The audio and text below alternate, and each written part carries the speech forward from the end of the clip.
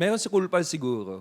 Naalala ko nung nagsisimula pa lang kami, kasama pa namin si Doc Chia, yung the great late Doc Chia. May isang Cool Pals na napapamura siya pag ginugulat siya. So, ginulat ko siya.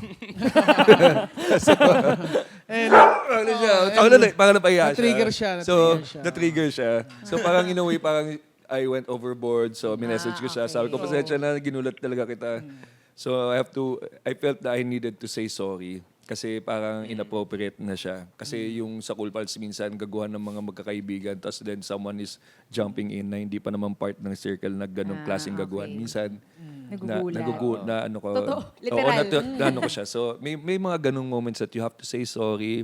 Pero as a stand-up comedian naman, Pushing boundaries oo, talaga pushing kasi. boundaries eh. So, parang may apology na in between. Oh, pasensya na, kala ko di pala kayo natatawa sa sa Jesus jokes, ganun. Tapos tatawa sila, tapos din